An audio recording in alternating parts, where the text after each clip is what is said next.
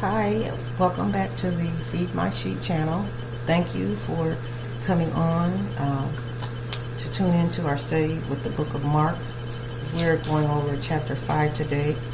We're eating from the Gospels until April, and then we're going to eat from somewhere else in the Bible after that. But right today and all through, like I said, January, February, March, and April, we're going to be eating from the book of the Gospels. And today's lunch is coming from Mark, the book of Mark, chapter 5. Okay, let's go ahead on. Verse 1, it says, "They came over into the other side of the sea, into the country of the Gadarenes. And when he was come out of the ship," this is Jesus coming out of the ship, "immediately there met him out of the tombs a man with an unclean spirit. Now this man had his dwelling among, he lived with the tombs, the graves. And no man could bind him, not even with chains. So because that he had been often bound with fetters and chains, and the chains that had been plucked asunder by him, and the fetters broken in pieces, and so no man could tame this man. And always night and day he was in the mountains and in the tombs, crying and cutting himself with stones." So this man was in bad shape. He was not able to control himself. There was a wicked spirit operating over his life. That's what was going on. It says, "But when he saw Jesus afar off, he ran and worshipped him." He knew Jesus was the one that could bring it out. He knew Jesus was the one that could make it right. So in verse 7, he cried with a loud voice and said, "What have I to do with thee, Jesus, thou Son of the Most High God? I adjure thee by God that thou torment me not." So when this man walked up to Jesus, because he knew this spirit was over him and he needed help, the spirit began to speak through this man and speak to Jesus Christ. Look at this. It said, "But when he saw Jesus afar off, the man ran and worshipped him," okay, "and cried with a loud voice and said, What have I to do with thee, Jesus, thou Son of the Most High God? I adjure thee by God that thou torment me not." And he said unto him, "Come out of the man, you unclean spirit." And he asked him, "What is thy name?"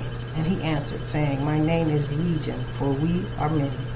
So this devil was talking to Jesus Christ and told him his name and that there was many of him.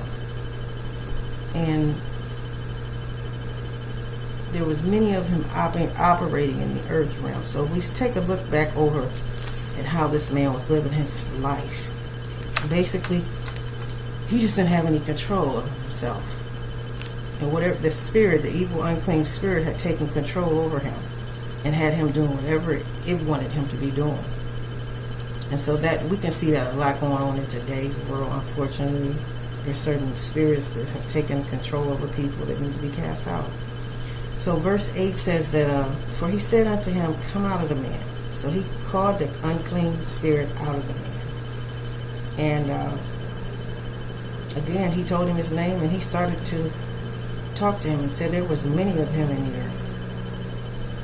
That's another insight into the spirit, the kingdom of God, the spirit giving us insight about what's going on in the earth realm. Okay? So verse 10 says, "And he besought him much that he would not send them away out of the country. Now there was near him a mountain with a bunch of pigs. And all the devils asked him, saying, Send us into the pigs, that we may enter into them. So forthwith Jesus gave them leave, and the unclean spirits went out and entered into the pigs, and the herd ran violently down a steep place into the sea. They were about 2,000 and were choked in the sea." So once the evil spirits ran into the pigs, the swine, they choked them in the sea. And they that fed the swine fled and told it in the city and in the country. And they went out to see what it was that was done. And they came to Jesus and saw him was possessed with the devil and had the legion, sitting and clothed in his right mind. And they were afraid. So they saw this man had been delivered from this evil spirit that had tormented and controlled him. And he was now in his right mind because Jesus Christ had healed him.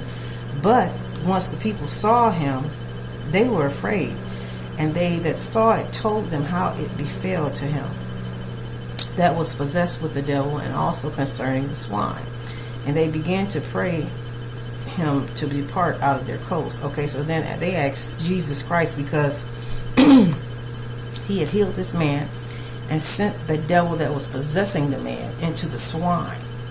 Okay, they were mad. That's why they asked him to leave. So now it says, and they began to pray, and they depart and pray to him, and they asked him to depart out of their coast. And when he was coming to the ship, he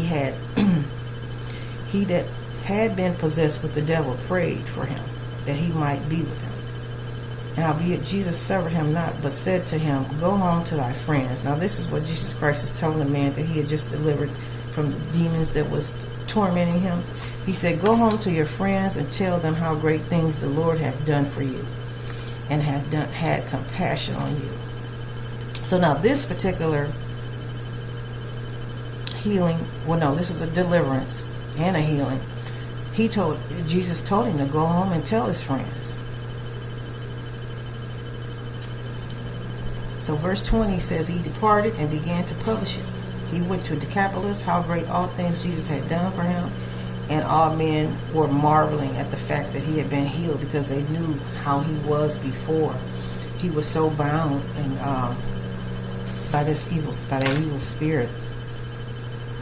Okay, so when Jesus passed over again by the ship and over into the other side, much people gathered unto him, and so he was near unto the sea. And behold, there came one of the rulers of the synagogue, Jairus by name. And when he saw him, he fell at his feet. And he began to say to him, My little daughter lies at the point of death. I pray thee, come and lay thy hands on her, that she may be healed, and she shall live. And Jesus went with him, and much people followed him, and they followed him so steeply that they almost tripped him. And a certain woman which had an issue of blood 12 years, suffered many things of many physicians, and had spent all she had, all her finances, and was nothing better, but rather grew worse. So there was a woman, this is the one with the issue of the blood. 12 years she had that. She suffered and used up all her money. But she said when she had heard Jesus was coming, that she went out and she pressed behind him and touched his garment. And she said, if I could just touch the hem of his clothes, I could be made whole. So she did that. And the fountain of her blood was dried up, and she felt her body that she was healed of that plague that she had suffered with for so long. And immediately Jesus, knowing in himself that virtue had gone out of him, turned around in the press. And he asked, Who touched my clothes? And his disciples said unto him, Thou seest the multitude out here, and you're going to ask us who touched you? We are not able to even see or manage to comprehend who touched you. So he looked round about to see, and then the woman feared and trembled, knowing what was done, knowing that she had been healed. She came and fell down before Jesus Christ, and she said to him all the truth. She said, and said unto her, she told him that she was the one, that had touched his garment. She thought Jesus Christ was going to be mad at her, but he was not. He said, Daughter, thy faith has made you whole. Go in peace and be whole of thy plague. So while he was speaking, there came from another synagogue, a ruler, and he said, Thy daughter is dead. Why troublest thou thy master any further? And as soon as Jesus heard the word that was spoken, he said to the ruler of the synagogue, Be not afraid, only believe. And he suffered no man to follow him, except Peter, James, and John, and the brother of James. So, here again, his favorite three, Peter, James, and John. And he comes to the house of the ruler of the synagogue and sees the tumult, all the confusion, and them that wept and wailed greatly. And when he arose and came in, he said to them, Why make ye this ado and weep? The damsel is not dead, but she's just asleep. So he's going in to do another healing of because this man came unto him. Let's see. Another man came unto him about his daughter. So they laughed him to scorn. But when he had put them all out, he took the father and the mother of the damsel and them that were with him, and entered in where the damsel was laying.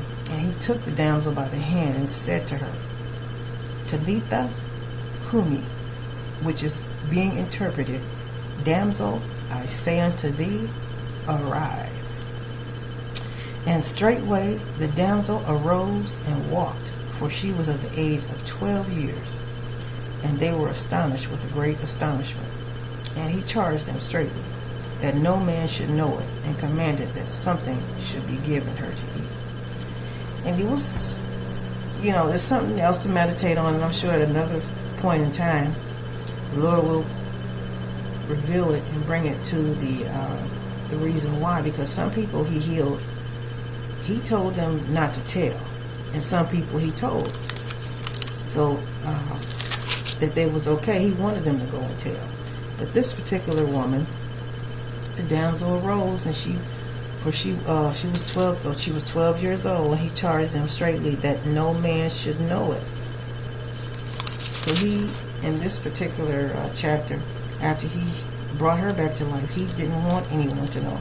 And probably because he knew man's hearts. Well, if she died, he can bring me back to life too. And if he died, nobody would want to leave here, because they would be thinking, oh, Jesus is going to hurry up and bring him back to life. But, again, we see that he's only bringing certain people back to life for certain reasons, I'm pretty sure, because this is God, and he has a reason for everything that is done on the face of the earth. So, I want to thank everyone for joining me. This completes our study for the book of Mark, chapter 5.